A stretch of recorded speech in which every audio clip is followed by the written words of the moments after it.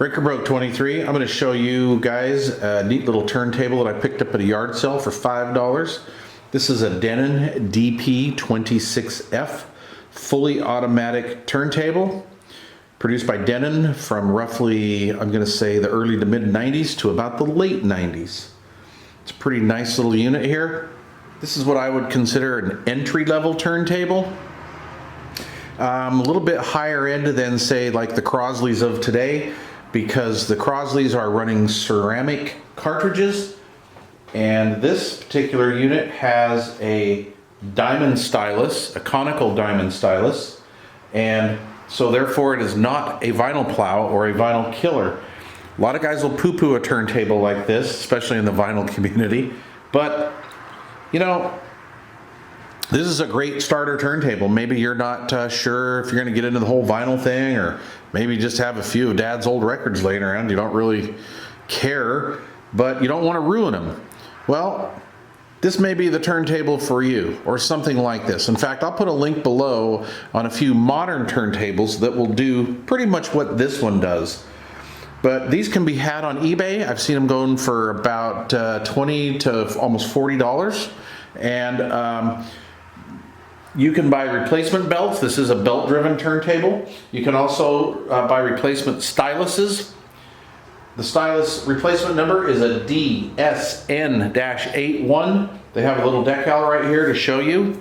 So you don't have to dig out the manual, or if you didn't get the manual, at least you know what cartridge to buy. Again, thank you, Denon. I like Denon product, always have. Okay, so on the front for user features, we have a 33 and a third and 45 RPM switch here. Speed control, I should say. We have a start-stop button. We have up and down queuing for the tone arm. It is dampened a little bit, but when you let it down, it's not going to just plop down. So that's a plus. Like I said, diamond tip stylus. We have a little tone arm lockdown. This is a straight tone arm as well. We have no real easily user adjustments here. So if you need to make a few adjustments here, you're gonna actually have to pull the lid off, which is very easy to do, and then make them from the top. We have a nice rubberized mat on this platter here.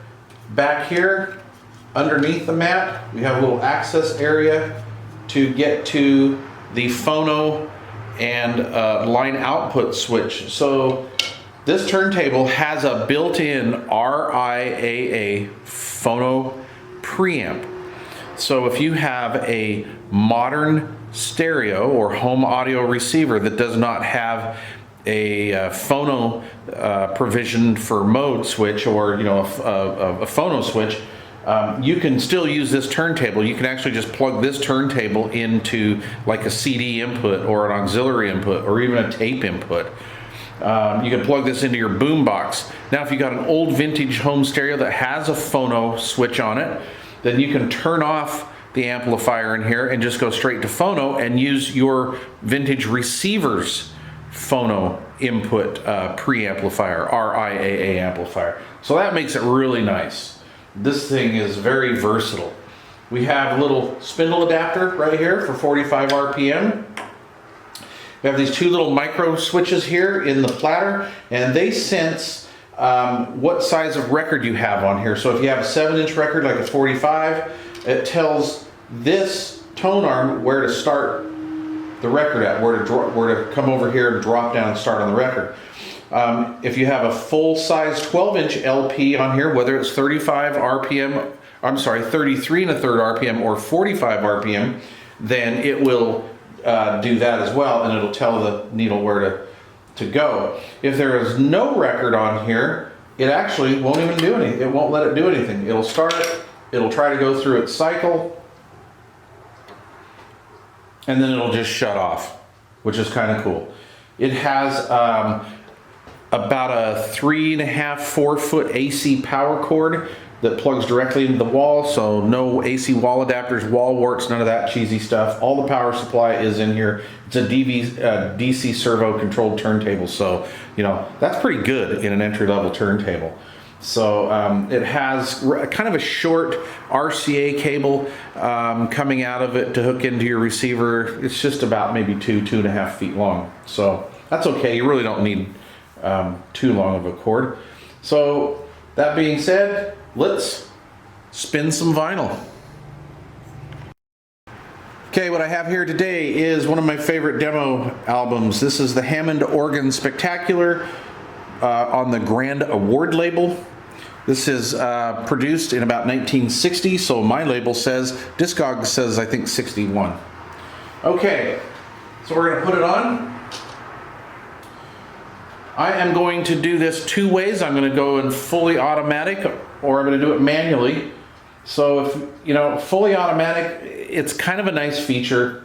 No matter what you do, whether you start it in manual or fully automatic, when it gets to the end of the album, it is going to lift the tone arm up and come back here and put it to rest in the cradle. So that's kind of a nice thing.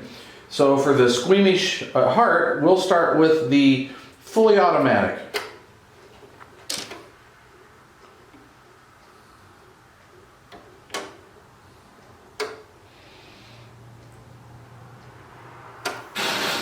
And on this record, it just kind of missed it. There you go. But anyway, that fully automatic feature is nice to have.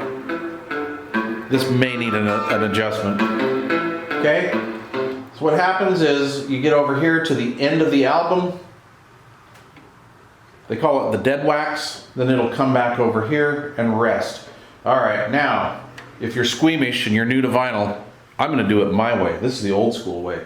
I'm going to put the tone arm up. I'm going to bring it over here manually. I'm going to slowly lower it.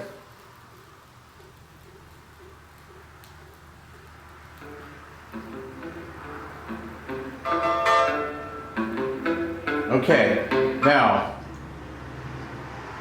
we'll go over here to one of my favorite tracks on this album. All right, I'm going to show you how I'm playing this.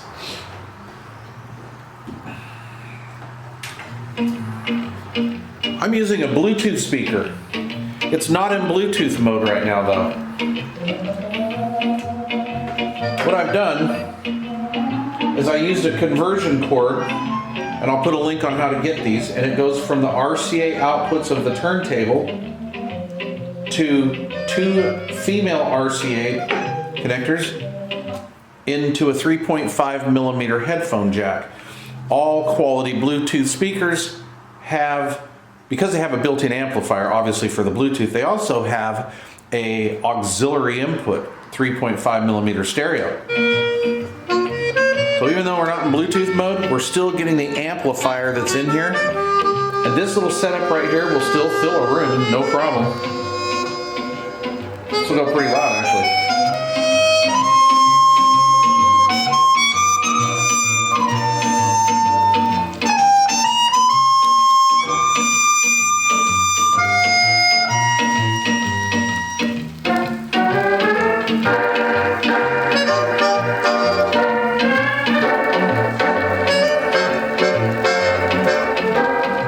For some reason, I have a sudden craving to watch old Lawrence Welk videos. Anyway, so really neat little entry-level turntable that's pretty diverse. I like the fact of it having the phono preamp already built into it. That makes it very nice, so you can do cool stuff like this. I will put a link down below to, like I said, other modern turntables that will do the same thing. If this is for you, that's fine. I know the vinyl snobs don't like this kind of stuff, but this is how I got my start back in the early 70s when I was about 10 years old. My parents bought me this really ugly, grotesque green GE turntable with two speakers. And it was a simple setup like this. And that's what got me into vinyl, or just stereo in general, actually. After that, when I got a few years older, I actually saved up my money and bought a little Sony turntable. And then after that, I bought a nice Kenwood turntable. But you know what? I started on something like this. And, you know, you don't have to buy, you know, a $300, $400, $500, $600 turntable to get into vinyl. And it being having the line level output and the phono preamp output in here, it makes it very versatile. You can do lots of cool stuff with it. Maybe you don't want a whole stereo setup. You just want to have something that's really easy. You can go throw a couple of Dad's albums on and plug it into a speaker and be done with it. Anyway, all right, you guys. Well, listen, thanks for watching.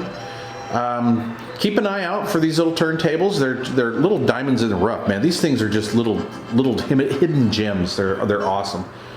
So please don't forget to subscribe. Hit that like button. And questions or comments, please leave them down below. I will try to get back to you as soon as I can. All right. Thank you for watching.